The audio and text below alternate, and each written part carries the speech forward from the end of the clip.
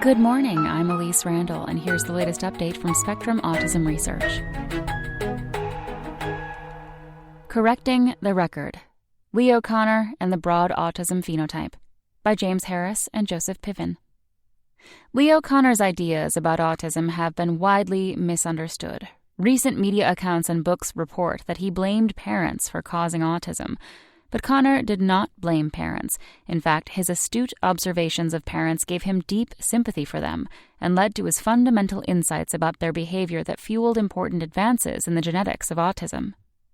Kanner's classic 1943 paper on early infantile autism was the first systematic description of this unique neurodevelopmental condition. His conclusion that autism is an innate disorder set the stage for later studies in identical twins that confirmed the condition's genetic basis. In his paper, Kanner also described the parents of these children and their behavioral traits. He wrote that, overall, the parents seemed perfectionistic and preoccupied with abstractions, rather than showing a genuine interest in people. Kanner addressed the question this observation raises: are parents in some way to blame for their child's condition? On the contrary, he wrote, the children's aloneness from the very beginning of life suggests that parents' behavior is not a causative factor. He went on to state that scientists must assume that these children have come into the world with the innate inability to form the usual biologically provided affective contact with people. Kanner published his paper at a time when support for eugenic genetic engineering as a way to improve society was prevalent among scientists, making the diagnosis of an innate condition a serious matter. This was a time in the United States when sterilization of people with intellectual disability was legal. Moreover, in 1942, Foster Kennedy, a prominent neurologist from New York, proposed a mercy death for children with severe intellectual disability. Kanner publicly opposed Kennedy and offered a spirited defense for those with severe innate developmental disorders. He insisted that all lives matter and that we should extend the democratic ideal to these individuals because much could be learned by studying their unique qualities. In defense of mothers: despite Kanner's many publications and public statements, his views on the causes of autism have been widely misinterpreted. His attempts to distance himself from eugenic views, along with his descriptions of parents' behavior, led others to mistakenly believe that Kanner had changed his mind about autism being innate, and instead assigned parents much of the blame for their child's autism. On the contrary, Kanner held tightly to his original proposal that autism was an innate condition, which was widely understood to mean it had a genetic basis. His behavioral observations of parents contributed to a breakthrough concept that is wholly consistent with genes being a key part of the autism story. Instead of parenting causing autism, Kanner's idea, which has since been validated, was that autism and its genetic roots underlies some of the behavior in a subset of parents. From the 1940s through the 1960s, the negative behavioral view, in this case aimed at parents, had strong adherents, in part because it seemed to offer some hope. Psychoanalysis and the notion that treating people for psychological trauma in early life has broad benefits held sway among the clinical and scientific establishment. In the case of autism, if parents were in some way to blame for their child's condition, the parents could be treated psychoanalytically. Unlike Kanner, Bruno Bettelheim, who then directed the University of Chicago's Sonia Shankman Orthogenic School for Emotionally Disturbed Children, although he was an art historian by training, believed that autism wasn't innate, but rather the result of maternal aloofness. The press and Bettelheim popularized the idea of a parent who displayed such emotional detachment as a refrigerator mother. Research at this time had shown that an extreme lack of social stimulation and emotional deprivation could severely affect development, which lent itself to the blame the parent theory of autism. But Kanner saw through this idea. His subsequent research on children with autism showed that there was no evidence for parental mistreatment, overt rejection, or abandonment as a factor in a child's having autism. In addition, Kanner had long fought against psychoanalytic theories that blame mothers. Even before he published his seminal description of autism, he expressed this view in his widely read 1941 book, In Defense of Mothers: How to Bring Up Children in Spite of the More Zealous Psychologists. Heavy Hearts. The book opens with a sympathetic letter to mothers who have come to him with heavy hearts and in despair, saying, "It's all my fault," believing themselves to be to blame for their child's problems. Kanner instead made clear his view that mothers are inundated with conflicting advice on child rearing. He advised them to close the door to the din from pseudopsychological markets and encouraged them to regain their self-confidence and trust their own feelings in the face of a barrage of parent blaming. Connor went on to respond directly to accusations that parents were to blame. He was appalled at Bettelheim's theory that so-called cold mothers were the cause of autism.